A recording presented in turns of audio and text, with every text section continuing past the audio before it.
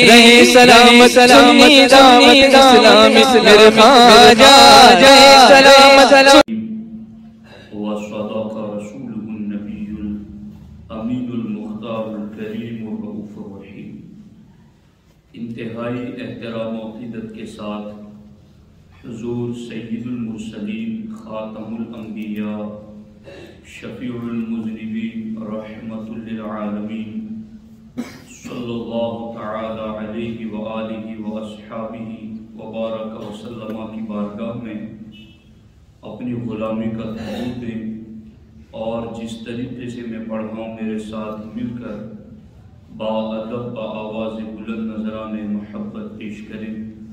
الصلاۃ والسلام علیک یا رسول اللہ، الصلاۃ والسلام علیک یا حبیب اللہ، الصلاۃ والسلام علیک یا نبی اللہ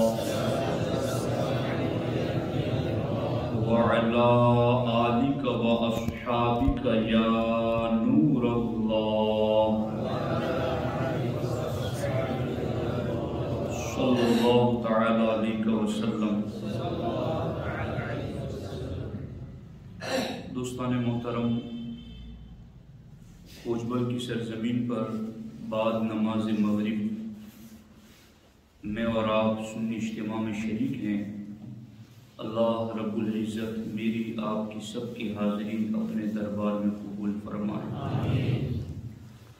دوستان محترم، اسی مہینے کی 22ویں تاریخ یعنی 22 جمادی الاخری امیر المؤمنین افضل البشر بعد الانبیاء سیدنا ابو بکر الصدیق رضی اللہ تعالی عنہ کے وصال اور عرس کی تاریخ ہے۔ میں یہ چاہتا ہوں کہ آپ کی سیرت کے چند ضروری گوشے آج آپ کی خدمت میں پیش کروں۔ دوستان محترم، ہمارے نبی حضور سید المرسلین صلی اللہ تعالی علیہ وسلم نے ارشاد فرمایا، طلب کسب الحلال فریضۃ بعد الفریضہ۔ اس حدیث پاک کا ترجمہ یہ ہے کہ دیگر تمام فرائض کی طرح حلال کمائی حاصل کرنا یہ بھی فرض ہے۔ رزق حلال کی طلب کو ہمارے نبی علیہ السلام نے فریضۃ بعد الفریضہ کے لفظوں سے یاد فرمایا۔ اور دوسری جگہ حضرت انس بن مالک رضی اللہ تعالی عنہ سے جو روایت ہیں اس میں ہمارے نبی علیہ السلام نے ارشاد فرمایا، طلب الحلال واجب علی کل مسلم، کہ رزق حلال حاصل کرنا ہر مسلمان پر واجب ہے۔ یعنی جس طریقے سے دیگر عبادات، فرائض اور واجبات کی ادائیگی ہمارے لیے لازم ہیں، بالکل اسی طریقے سے رزق حلال کی طلب یہ بھی ہمارے لیے واجب قرار دے دی گئی ہیں۔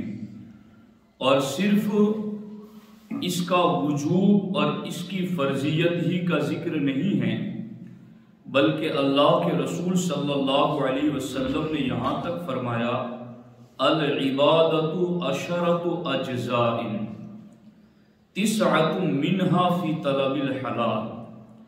اللہ کے رسول علیہ السلام کے اس فرمان کا ترجمہ یہ ہے کہ عبادت کے 10 درجے ہیں اور ان 10 درجوں میں سے 9 درجوں کی عبادت رزق حلال کو حاصل کرنا ہے۔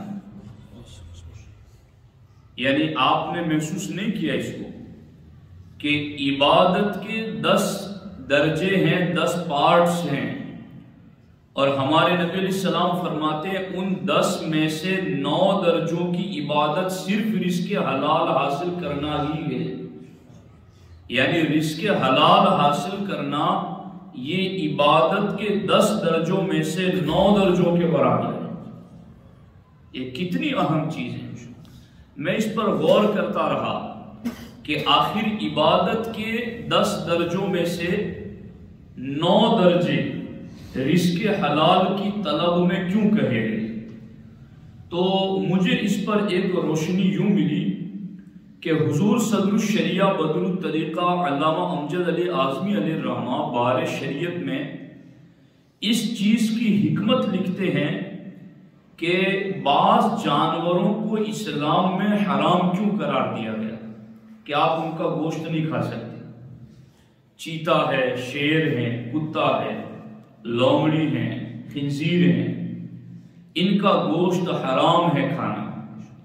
تو حضور صدر الشریعہ علیہ الرحمہ فرماتے ہیں کہ ان جانوروں کا گوشت کھانا حرام اس لیے قرار دیا گیا ہے کہ انسان جب ان کا گوشت کھائے گا تو صرف ان کے گوشت سے پیٹ نہیں بھرے گا بلکہ ان جانوروں کی عادتیں بھی انسان میں آ جاتی ہیں۔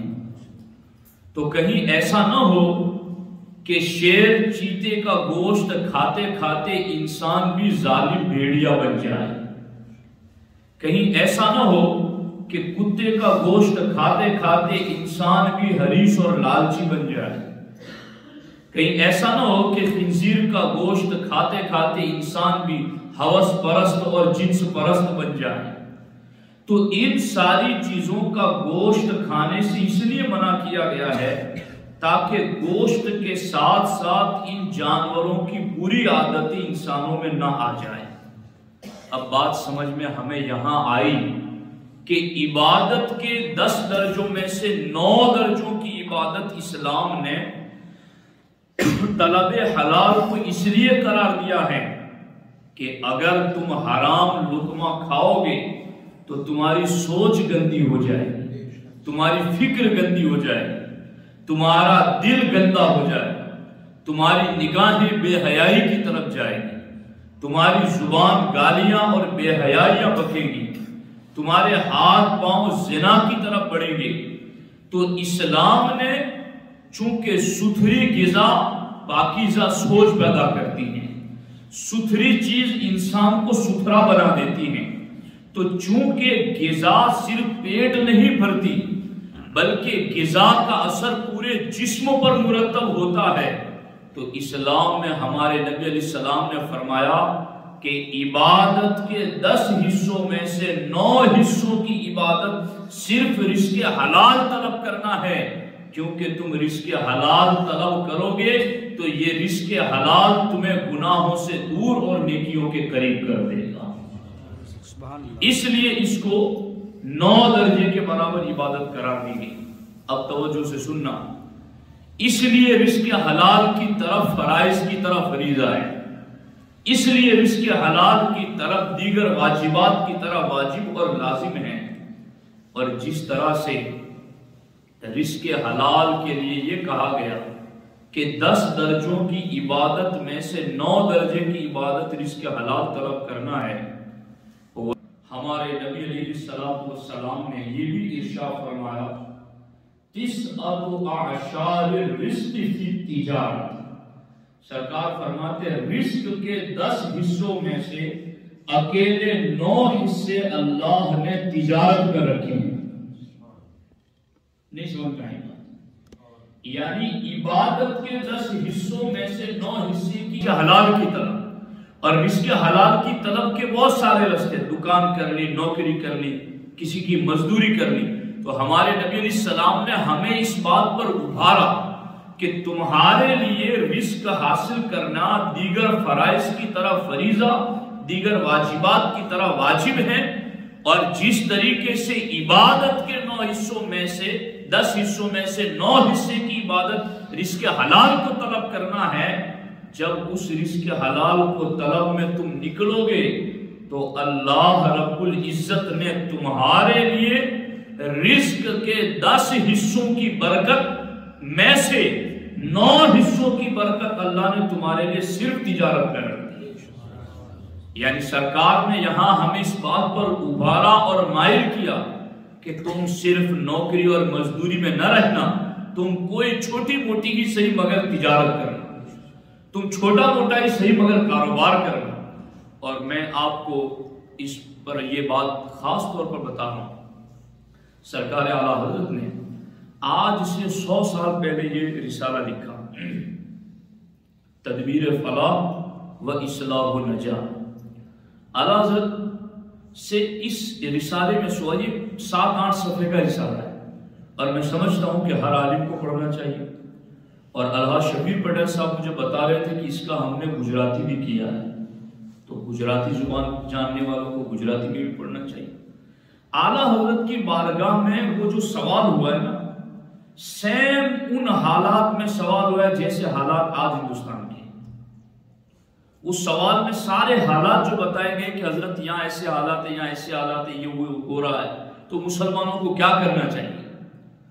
تو اعلیٰ حضرت نے وہاں مسلمانوں کو 4 کام کرنے کا حکم دیا ہے کہ تم 4 کام کرو، اور ان 4 کاموں میں سرکار اعلیٰ حضرت نے جو دوسرے نمبر کا کام بتایا نا، وہ اعلیٰ حضرت نے یہ کہا ہے کہ اے مسلمانوں، تم خود تجارت اور صنعت و حرفت کو ترقی دو، یعنی تم خود کوئی پروڈکٹ تیار کرو، تم خود کوئی صنعت، حرفت اور تجارت کرو۔ اور اعلیٰ حضرت نے اس پر ایک مثال کی بڑی پیاری بات کی۔ سرکار اعلیٰ حضرت فرماتے ہیں کہ انگریز چھٹان بھر تانبے کے اوپر کام کرتے ہیں، چھوٹے سے تانبے کے ٹکڑے پر کام کرتے ہیں، اس کو سجا دھجا کر، اس کو آکار دے کر، ڈیزائن دے کر، خوبصورت بنا کر اس کا نام گھڑی رکھ دیتے ہیں۔ تانبے کے ٹکڑے پر کام کر کے بنا سجا کر اس کی پروڈکٹ تیار کر کے اس کا نام گھڑی رکھ دیتے ہیں۔ اعلیٰ حضرت فرماتے ہیں وہ پروڈکٹ تیار کر کے چھٹان بھر تم کو تانبا دے کر کے اس سے کئی گنا زیادہ تم سے چاندی لے جاتے ہیں۔ تو اگر تم خود اپنی پروڈکٹ تیار کرتے، تم خود اپنی تجارت کرتے، تم خود اپنا کاروبار کرتے، تو تمہارے تانبے کی عوض میں چاندی نہ جاتی اور اس سے کئی گنا زیادہ نہ چلی جاتی۔ تو تجارت یہ بہت اہم چیز ہے کہ عبادت کے 10 درجوں میں سے 9 درجے کی عبادت رزق حلال کی طلب میں، اور رزق حلال کی 10 درجوں کی برکت میں سے 9 درجے کی برکت صرف تجارت میں۔ یعنی کتنی بڑی بات ہے۔ اور کوئی ضروری نہیں ہے کہ آپ لاکھوں سے ہی اپنے کاروبار کا اسٹارٹ کریں، آپ تھوڑے سے ہی اپنے کاروبار کا اسٹارٹ کریں، شروعات کریں۔ تو الحاصل میں یہ بتانا چاہتا ہوں کہ تجارت کی اسلام میں بہت اہمیت ہے۔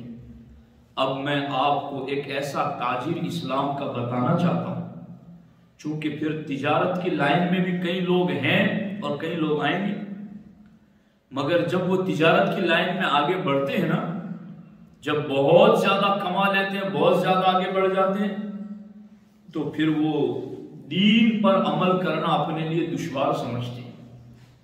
پھر وہ اپنے آپ کو کہتے ہیں ہم تو بزنس مین ہیں، ہم تو بڑے مالدار امیر رئیس کبیر ہیں، اب ہمارے لیے دین کی بات کرنا یا دین کی مجلس میں بیٹھنا یہ ہمارے شایان شان نہیں ہے۔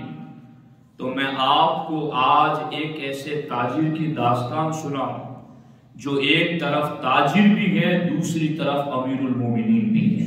سبحان اللہ، سبحان اللہ۔ اور اس تاجر کی تجارت نے بڑے بڑے اجلہ صحابہ کرام کو اسلام کی دولت سے مشرف کر دیا۔ سبحان اللہ۔ اس تاجر کو دنیا ابو بکر صدیق کہتی ہے۔ سبحان اللہ، سبحان اللہ۔ توجہ رکھنا، سرکار کا ابو بکر صدیق کے ساتھ جو دوستی کا تعلق تھا وہ اسلام کے اعلان سے پہلے ہی تھا، یعنی ابھی ہمارے نبی نے اعلان نبوت نہیں فرمایا تھا، اس سے پہلے ہی ابو بکر صدیق اور حضور دوست تھے۔ اور یہ دوستی ہوئی کیسے؟ اس کی ایک وجہ یہ ہے کہ مکہ میں ابو بکر صدیق اس محلے میں رہتے تھے جہاں سرمایہ دار لوگ رہتے تھے، تاجر، کاروبار، بزنس میں بڑے مالدار لوگ جس محلے میں رہتے تھے، ابو بکر صدیق اس محلے میں رہتے تھے۔ اور ہمارے نبی کا نکاح 25 سال کی عمر میں جب سیدہ خدیجہ الکبریٰ سے ہوا تو وہ بھی تاجر خاتون تھی۔ پھر سرکار سیدہ خدیجہ کے ساتھ رہنے کی وجہ سے اس محلے میں گئے جس محلے میں ابو بکر صدیق رہتے تھے. تو اس طرح سے یہ تجارت تھی جس نے صدیق کو نبی کے قریب کر دیا. اور پھر دونوں ایک دوسرے کے ساتھ ملنے جلنے لگے. اور عائشہ صدیقہ فرماتی کوئی دن ایسا نہیں گزرتا تھا کہ نبیوں کے امام ہمارے گھر 2 مرتبہ تشریف نہ لاتے. اس قدر گہرا تعلق ہو گیا. اب سیدنا ابو بکر صدیق کی شان کیا ہے وہ میں آپ کو تھوڑی بتانا چاہتا ہوں. توجہ کے ساتھ سننا کہ صدیق اکبر کون شخصیت ہے. 2 چیزیں. جس زمانے میں اسلام آیا نہیں تھا نا عرب میں، اس وقت عرب میں کوئی باضابطہ سلطنت اور حکومت نہیں تھی کہ کسی بادشاہ کے ماتحت یہ سارا علاقہ چل رہا. کوئی بادشاہ نہیں تھا. تو وہاں کے حالات کیسے چلتے تھے؟ چند قبیلے تھے، بڑے بڑے خاندان. وہ بڑے بڑے خاندان ہی چند کاموں کو نپٹاتے تھے. اس طرح سے ہی وہاں کا سارا کاروبار چلتا تھا. ان میں بنی ہاشم کے پاس السقایا والرفادہ یعنی خانہ کعبہ کی متولیت، کعبہ کی دربانی، یہ سارا بنی ہاشم کے ذمے میں کام تھا. دوسرا الحجابہ والندوہ، مجلس شورا ہے اور دیگر سارے معاملات، تو یہ بنی عبد الدار میں تھے. اس وقت سیدنا ابو بکر صدیق رضی اللہ تعالیٰ عنہ کا معاملہ کیا تھا؟ کان من رؤساء قریش فی الجاہلیہ. امام نووی لکھتے ہیں کہ ابو بکر صدیق اسلام آنے سے پہلے زمانے جاہلیت میں قریش کے سردار کہے جاتے تھے. اتنا بڑا منصب. اور سرداری میں آپ کا کیا منصب تھا؟ فکان الیہ امر الدیات والغریب. پورے عرب میں جہاں کہیں جھگڑا ہوتا، قتل ہوتا، کسی کا ہاتھ پاؤں ٹوٹ جاتا، زخم آتا، تو ان کے درمیان صلح کرانے کے لیے ساری قوم فیصلہ لے کر ابو بکر صدیق کے پاس آتی. یعنی یہ عہدہ اور یہ منصب ایک جج کا پوری برادری، پورے عرب کے اندر سیدنا ابو بکر صدیق کے پاس تھا زمانے جاہلیت میں. اب توجہ رکھنا، دوسری طرف روایت میں یہ بھی گئے کہ کان ذا مال جزیر فی قومہ، کہ صدیق اکبر اپنی قوم کے بڑے سرمایہ دار تھے. توجہ رکھنا، بڑے سرمایہ دار بھی ہیں، بڑا منصب بھی رکھتے ہیں، قوم کے مقدمات کے فیصلے بھی کرتے ہیں. یہ ساری چیزیں اسلام سے پہلے صدیق اکبر کے ہاتھ میں تھی. اب جب اسلام قبول کیا تو اس کے بعد آج حالات کیا ہوتے ہیں؟ اگر ایک مثال کے طور پر بتا رہا کہ کوئی گاؤں کا بڑا چودھری سرپنچ نہیں بنتا تب تک وہ ہر کسی کے گھر آتا جاتا، ملتا جلتا، بیٹھتا دینی محفلوں میں. مگر منصب مل گیا تو اب اس کو تھوڑی ناپسندیدگی لگتی ہے کہ میں لوگوں کے ساتھ بیٹھوں. ایسا ہوتا ہے. کبھی کبھی منصب بندے کو یوں دین کی لائن سے دور کر دیتا ہے، اور مال کا آ جانا یہ تو اور زیادہ کبھی کبھی بندے کو دور کر دیتا ہے. تو یہ دونوں چیزیں صدیق اکبر کے پاس اسلام کے آنے سے پہلے تھی. مالدار بھی چوٹی کے اور منصب بھی بہت اونچا. مگر کیا مالداری اور منصب یہ دونوں صدیق اکبر کی راہ میں رکاوٹ بنے، دعوت و تبلیغ کی راہ میں رکاوٹ بنے؟ تو تاریخ ہمیں یہ بتاتی ہے کہ صدیق اکبر رضی اللہ تعالیٰ عنہ جس دن آپ نے اسلام قبول کیا اسی دن 40,000 دینار سونے کے سکے سرکار کی بارگاہ میں لا کر پیش کرتے ہوئے کہا، حضور میرے پاس بس ابھی اتنے ہی ہیں، اسے آپ قبول فرمائیں اور آپ دین اسلام کو پھیلانے کے لیے اس کو استعمال کریں. 40,000 سونے کے سکے اس زمانے میں پہلے ہی دن اسلام قبول کرتے ہی صدیق اکبر نے عطا فرما دی. اور اللہ اکبر، صرف یہی نہیں کہ پیسے دے دیے اور پیسے دے کر چھوٹ گئے. کچھ لوگ ایسے بھی ہوتے ہیں کہ جن کے پاس ٹائم نہیں ہوتا تو وہ پیسے دے کر کے چھوٹ جاتے ہیں کہ چلو میں نے پیسے دے دیے مولانا، اب اس سے آپ کام کر، میرے پاس ٹائم نہیں۔ مگر صدیق نے پیسے دی اور اس کے بعد پہلا ہی دن تھا آپ کی اسلام قبول کرنے کا۔ دیکھو، تاجر ہو تو ابو بکر جیسا، بزنس مین ہو تو صدیق اکبر جیسا، منصب والا دولت والا ہو تو ابو بکر صدیق جیسا، کہ آپ نے اسلام قبول کیا، 40,000 دینار سرکار کے قدموں میں رکھ دیے اور پھر باہر نکلے۔ آپ کے جتنے بھی تجارت کے کاروبار کے پارٹنرشپ والے تھے نا، ایک ایک کے گھر گئے، سب سے پہلے حضرت عثمان غنی کے گھر پہنچے۔ سبحان اللہ، سبحان اللہ۔ عثمان صدیق کیا بات ہے، آج ایسے وقت آئے کہ میں تمہیں ایسی تجارت نہ بتاؤں کہ جس کا فائدہ دنیا میں بھی ہو اور آخرت میں بھی ہو؟ کہ ابو بکر یہ کون سی تجارت ہے؟ کہا یہ محمد عربی کی غلامی کی تجارت ہے۔ کہا پھر مجھے کلمہ پڑھاؤ اور ان کا غلام بنا۔ پہلا دن ابھی پورا نہیں ہوا تھا صدیق اکبر کی اسلام کے اظہار کا کہ اسی دن صدیق اکبر نے عثمان غنی کو بھی کلمہ پڑھایا، حضرت طلحہ کو بھی کلمہ پڑھایا، حضرت زبیر کو بھی کلمہ پڑھایا اور حضرت سعد بن ابی وقاص کو بھی کلمہ پڑھایا۔ پہلا ہی دن۔ اور دوسرا دن آیا، پھر نکلے دعوت و تبلیغ کے لیے، تو پھر عثمان بن مظعون کو کلمہ پڑھایا، ابو عبیدہ بن الجراح کو کلمہ پڑھایا، عبد الرحمن بن عوف کو کلمہ پڑھایا، ابو سلمہ کو کلمہ پڑھایا، ارقم بن ابی الارقم کو کلمہ پڑھایا۔ یعنی 2 دن گزرے نہیں تھے کہ صدیق نے 8-9 لوگوں کو کلمہ پڑھا کے صحابی رسول بنا دیا۔ یہ ہے تاجر، یہ ہے تجارت، یہ ہے بزنس مین۔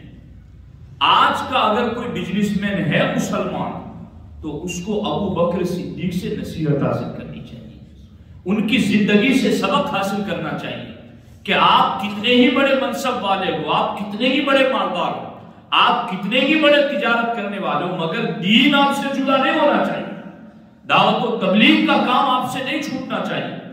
سیدنا صدیق اکبر رضی اللہ تعالیٰ عنہ نے پیسے بھی دیے، دعوت و تبلیغ بھی کی، اور اسی پر بس نہیں، سرکار نے فرمایا ایک رات آئے گی صدیق جس رات مجھے تجھے مدینے کی طرف جانا ہے، ہجرت۔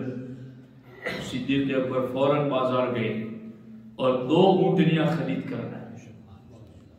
کہا میرے نبی جب مجھے آواز دے تو ایسا نہ ہو کہ میں انہیں اتنا انتظار میں بٹھاؤں کہ میں سواری لینے جا رہا ہوں۔ نہیں، سرکار نے آج کہا سواری آج ہی لا کے تیار، جب حضور کہے تب تیار۔ اور صدیق اکبر کو جب جانے کا حکم دیا سرکار نے ہجرت کو کہ اب ہمیں چلنا ہے، 6,000 دینار سے اس وقت آپ کے پاس تھی، آپ نے اس میں سے 1 دینار بھی اپنے گھر میں نہیں رکھا، سارے کے سارے حضور کے لیے اپنے ساتھ لے کر کے چل پڑے۔ یہ ہے تجارت، اور یہ ہے اسلام کی دعوت اور اسلام کی تبلیغ و ارشاد۔ اسی پر بس نہیں، وہ 7 لوگ جنہیں اسلام قبول کرنے پر سزا دی جا رہی تھی، صدیق اکبر رضی اللہ تعالی عنہ نے ان 7 لوگوں کو اپنے مال سے خرید کر اسلام کے نام پر آزاد کر دیا۔ یعنی کوئی غلام مسلمان بن گیا تو اس کا آقا انہیں مار رہا ہے، پیٹ رہا ہے کہ تو واپس آ جا، اسلام چھوڑ دے ورنہ میں تجھے ماروں گا، اور مارا جاتا۔ یہاں تک کہ حضرت بلال کو جب صدیق اکبر رضی اللہ تعالیٰ عنہ خریدنے کے لیے گئے تو امیہ نے کہا صدیق میں 5 اوقیہ لوں گا، اور 5 اوقیہ سونا، یہ اس وقت تقریباً 32 تولے سونا بنتا ہے، 32 تولے سونا۔ صدیق اکبر سے امیہ نے کہا کہ صدیق میں بلال کے بدلے میں 32 تولے سونا لوں گا، تبھی بلال دوں گا۔ صدیق اکبر نے ایک لمحے کے لیے نہیں سوچا کہ نہیں اتنا نہیں، اتنا کم، اتنا زیادہ، یا ابھی میں سوچتا ہوں دیکھتا ہوں۔ صدیق اکبر نے فوراً کہا مجھے منظور ہے، اور آپ نے 32 تولے سونا، 5 اوقیہ سونا دے کر بلال کو آزاد کرایا۔ تو امیہ نے کیا کہا؟ امیہ نے کہا اے صدیق اگر تم صرف 1 اوقیہ پر اڑ جا کہ نہیں یہ تو کالے رنگ کا غلام ہے تو میں اس کے زیادہ نہیں دوں گا، صرف 1 اوقیہ سونا دوں گا، اس کے بدلے میں تم مجھے بیچ دو۔ اے صدیق اگر تم 1 اوقیہ پر اڑ جاتے تو میں 1 اوقیہ پر ہی بلال کو تمہیں بیچ دیتا۔ صدیق کہتے اگر تو 100 اوقیہ پر اڑ جاتا تو صدیق 100 اوقیہ ادا کر دیتا۔ سبحان اللہ سبحان اللہ۔ ایک کی کیا بات ہے؟ تو یہ ہے تجارت۔ تو کیا آج مسلمانوں کی تجارت سے اسلام پھیل رہا ہے؟ کیا مسلمانوں کی تجارت سے اسلام کو مدد پہنچ رہی ہے؟ کیا مسلمانوں کی تجارت سے اسلام کی ترقی ہو رہی ہے؟ اور کیا تاجر لوگ آج اسلام اور دین و سنیت کی دعوت و تبلیغ کے لیے کبھی نکلتے ہیں؟ ہمارا کوئی جج ہو، وکیل ہو، ماسٹر ہو، تلاٹی ہو، تو اس کو تو معاذ اللہ کہیں ایسے بھی ہوں گے کہ جن کو مسجد آنے میں بھی کچھ جھجک محسوس ہوتی ہوگی کہ میرا منصب اتنا اونچا ہے، میں جہاں جاؤں وہاں میرے لیے شایان شان میرا استقبال ہونا چاہیے، میری عزت افزائی ہونی چاہیے۔ یہاں تو غریب بھی کھڑا ہے، میں بھی کھڑا ہوں، سارے لوگ تو میں وہاں نہیں جاؤں گا۔ تو آپ دیکھیں کہ امیر المومنین کا منصب اتنے بڑے اونچے درجے پر، مگر اس کے باوجود اپنا پیسہ تجارت کا اسلام پر لگا بھی رہے ہیں، غلاموں پر خرچ بھی کر رہے ہیں، دعوت و تبلیغ کا بھی کام کر رہے ہیں۔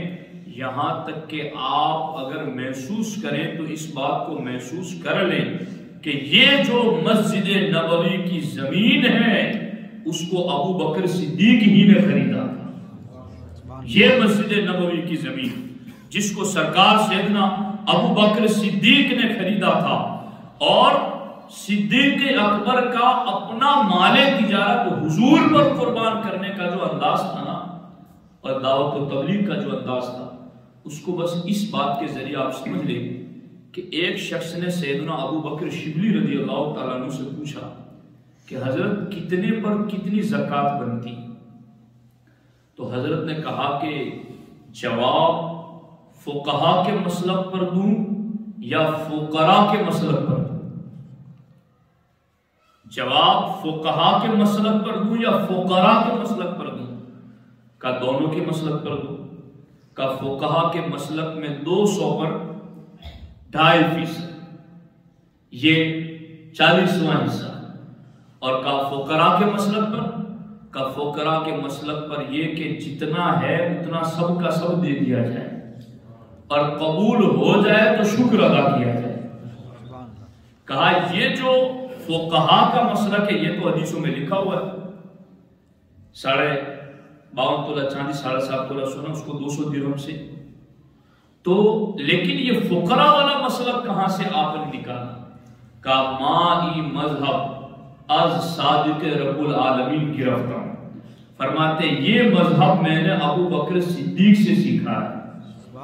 وہ ہرچے داشت بپیش مصطفیٰ نہاد و جگر گوشہ عائشہ بشکرانہ دا، فرماتے ہیں ابو بکر صدیق کے پاس جو کچھ تھا سرکار پر لٹا دیا، اور سرکار نے قبول کر لیا تو شکرانے میں اپنے جگر کا ٹکڑا عائشہ بھی پیش کر دیا۔ تو یہ ہے سیدنا ابو بکر صدیق۔ اب میں یہاں اس پر ایک بات اور بھی عرض کر کے گفتگو ختم کرتا ہوں۔ مولانا ذاکر صاحب جانتے اس چیز کو کہ فقہ حنفی آج پوری دنیا میں جتنے بھی مسلمان ہیں کلمہ پڑھنے والے، ان میں حنفی، شافعی، مالکی، حنبلی میں سب سے زیادہ پیروکار حنفی مسلک کے پوری دنیا میں۔ اس کی وجہ کیا ہے؟ اس کی وجہ تھی امام ابو یوسف، کہ جب خلیفہ ہارون رشید نے ان کو چیف جسٹس بنایا پوری اسلامک سلطنت کا، تو اسلامک سلطنت کے ذریعہ جہاں بھی حکم پہنچتا حنفی مسلک کا پہنچتا۔ اس طرح پوری دنیا میں فقہ حنفی پھیل گئی۔ لیکن آپ جانتے ہیں کہ یہ ابو یوسف جیسا امام امت کو کہاں سے ملا؟ یہ امام اعظم کی تجارت کا صدقہ ہے۔ سبحان اللہ۔ کیسے؟ امام اعظم اپنے وقت کے بہت بڑے تاجر تھے۔ امام ابو یوسف کے والد کا انتقال ہو گیا تو ان کی والدہ روزانہ ان کو دھوبی گھاٹ پر لا کر چھوڑتی کہ یہاں تو کپڑے دھونے کا کام سیکھ لیں تاکہ بعد میں کپڑے دھو کر کے کچھ نہ کچھ کما سکے۔ امام ابو یوسف جب امام اعظم کی درسگاہ میں جاتے، یہ دھوبی گھاٹ کی طرف جاتے، تو راستے میں امام اعظم کی درسگاہ پڑتی، آپ وہاں سے گزرتے، آپ کو اس درسگاہ سے شوق لگ گیا تو ماں چھوڑ کے جاتی، تو آپ واپس آ کر امام اعظم کی درسگاہ میں بیٹھ جاتے، پورا دن وہاں پڑھتے، شام کو گھر جاتے، ماں پوچھتی کیا کما کے لایا؟ کہا میں تو گیا ہی نہیں، میں تو درسگاہ میں پڑھتا رہا۔ چند دن تک یہ معاملہ ہوا تو ان کی والدہ خود ایک دن درسگاہ میں آ گئی اور امام اعظم کو ڈانٹا اور کہا آپ تو بہت مالدار ہیں تو آپ کو کمانے کی ضرورت نہیں، ہمارے تو شوہر نہیں ہے، بچہ یتیم ہے، ہمارا گزارا کیسے ہوگا؟ اور آپ نے نہ جانے میرے بچے کو کیا پلا دیا ہے کہ وہ آپ کی بات ہی سنتا ہے، میری سنتا ہی نہیں۔ تو امام اعظم نے اس وقت کہا تھا، یہ طلبہ بھی سنے، امام اعظم نے اس وقت کہا تھا معین تیرے بیٹے کو میں وہ پلا رہا ہوں کہ ایک دن ایسا آئے گا کہ روغن پستہ کا فالودہ تیرا بیٹا پیے گا۔ اور اس زمانے میں روغن پستہ کا فالودہ جو بادشاہ ہوتا تھا وہ بھی کبھی کبھی پیا کرتا تھا، وہ اتنا مہنگا ہوتا اور اتنا کامیاب اور نایاب ہوتا۔ جب امام اعظم نے یہ کہا نا تو امام یوسف کی والدہ کہتی ہے کہ یہ سٹھیا گئے ہیں، یعنی یہ کیسی باتیں کر رہے ہیں، ابھی ہمارا لقمے کا گزارا نہیں اور روغن پستہ کے فالودے کی بات کر رہے ہیں، سمجھ آ رہی؟ لیکن امام اعظم تو امام اعظم تھے۔ آپ نے امام ابو یوسف کو اس کے بعد کہا بیٹا تمہارا مہینے کا خرچ کتنا بنتا ہے؟ تو امام ابو یوسف نے کہا کہ اتنے درہم ہمارا 1000 اتنا بنتا ہے مہینے کا خرچ۔ تو امام اعظم ابو حنیفہ نے فرمایا کہ ہر مہینہ شروع ہونے سے پہلے ہی مجھ سے 1000 درہم لے جایا کرو، اور کہیں تمہیں کوئی کام نہیں کرنا، تم نے میری درسگاہ میں بیٹھ کر کے علم حاصل کرنا ہے۔ اور امام اعظم اتنے پابند تھے کہ مہینہ پورا ہونے کیا شروع ہونے سے پہلے ہی آپ 1000 درہم کی تھیلی امام ابو یوسف کو عطا کرتے تھے، جاؤ اپنی والدہ کو دے دینا اور تم روزانہ آ کر کے یہاں پڑھو۔ پڑھتے رہے یہاں تک کہ وقت کے امام بن گئے۔ اور جب خلیفہ ہارون رشید کے تخت کے ساتھ امام ابو یوسف کی کرسی لگی اور خادم جام بھر کر کے لے کر آیا تو امام ابو یوسف نے پوچھا کہ یہ کیا ہے؟ تو ہارون رشید نے کہا یہ روغن پستہ کا فالودہ ہے، حضرت یہ خاص آپ کے لیے تیار کرائے، نوش فرمائیں۔ تو امام ابو یوسف کی آنکھوں میں آنسو آ گئے، کہا کیا ہو؟ کہا سچ فرمایا تھا میرے استاد امام اعظم ابو حنیفہ نے کہ تو ایک دن روغن پستہ کا فالودہ پیے گا۔ ہارون رشید نے کہا خدا کی قسم لوگوں کو سر کی آنکھوں سے وہ نظر نہیں آتا تھا جو ابو امام اعظم دل کی آنکھوں سے دیکھ لیا کرتے۔ تو امت کو اتنا بڑا امام اگر ملا ہے تو وہ امام اعظم کی تجارت کر سکتا ہے۔ میرے کئی ایسے ساتھی ہیں جو مجھے یہ بتاتے ہیں کہ ہم جب بھی کوئی کام شروع کرتے ہیں کاروبار کا تو پہلے سے نیت کر لیتے ہیں کہ اس میں سے 5% یا 10% اب دین کے رستے میں نکال دیں گے۔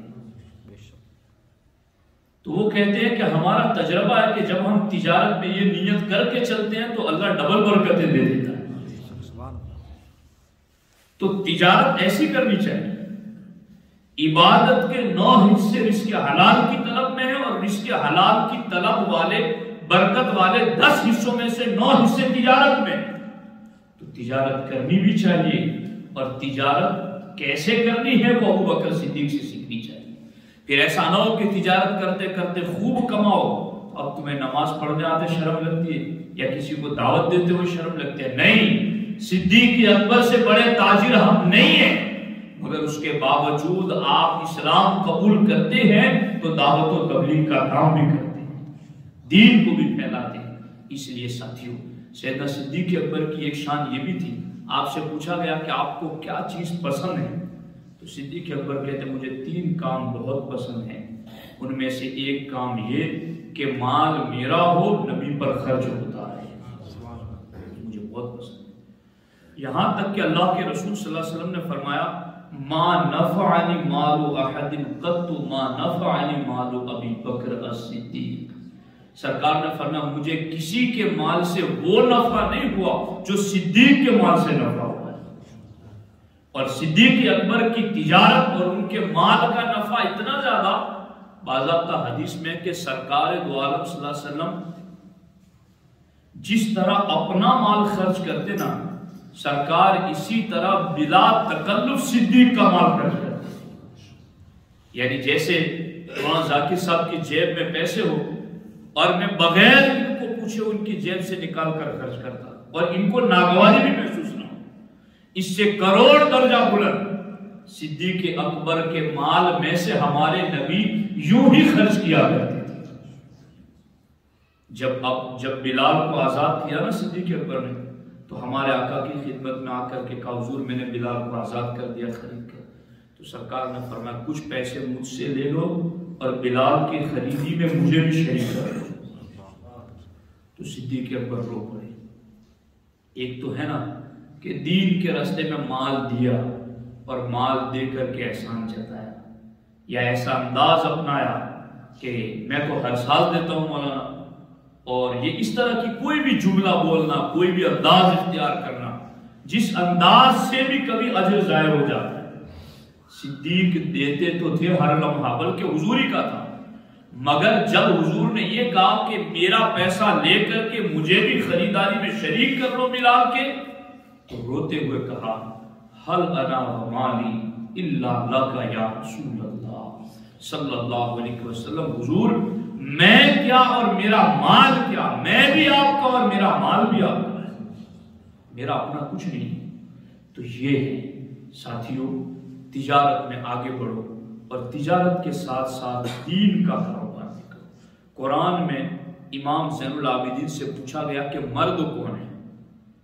امام زین العابدین سے پوچھا گیا کہ مرد کون ہے. تو امام زین العابدین کہتے ہیں میں نے قرآن میں مرد ڈھونڈ لیا ہے کہ قرآن کس کو مرد کہے. کہا حضور قرآن میں کس کو مرد کہا گیا؟ کہا قرآن میں ہے رجال لا تلہیہم تجارت ولا بیع عن ذکر اللہ واقام الصلاۃ. مرد وہ لوگ ہیں کہ تجارت اور کاروبار ان کو نماز اور اللہ کے ذکر سے غافل نہیں کرتے، وہ مرد ہے. یعنی تجارت کرتے ہیں، نماز بھی پڑھتے ہیں، تجارت کرتے ہیں، اللہ کا ذکر بھی کرتے ہیں، تجارت کرتے ہیں، دعوت دین بھی پیش کرتے ہیں، تجارت کرتے ہیں، دین کا درد بھی رکھتے ہیں. قرآن ایسے لوگوں کو مرد کہہ رہا ہے. سیدنا صدیق اکبر رضی اللہ تعالیٰ عنہ اتنے بڑے بزنس مین کاروباری ہو کر کے بھی دعوت دین کے لیے نکلتے تھے، مسلمانوں کی خدمت کے کام کیا کرتے تھے، دین کے راستے میں خرچ بھی کرتے، اور خرچ کرنے کے لیے سرکار قبول کر لیتے تو شکر بھی ادا کرتے. تو بزنس مین مسلم اگر طریقہ سیکھنا چاہیں تو سیدنا ابو بکر صدیق رضی اللہ تعالیٰ عنہ کی زندگی ایک رول ہے، ایک ماڈل ہے، ایک نمونہ عمل ہے، ایک اسوہ ہے ہمارے سامنے ان کی زندگی.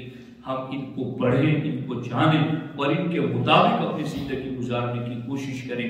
یوں اگر ہم تجارت ابو بکر صدیق کے ساتھ کریں گے تو یہ تجارت ایسی ہوگی جو دنیا میں بھی نفع بخش ہے اور آخرت میں بھی نفع بخش ہے. اللہ کریم کی بارگاہ میں دعا ہے رب ذوالجلال ہم سب کو فیضان صدیق اکبر سے مالا مال فرمائے اور اللہ تعالیٰ ان کے نقش قدم پر چلنے کی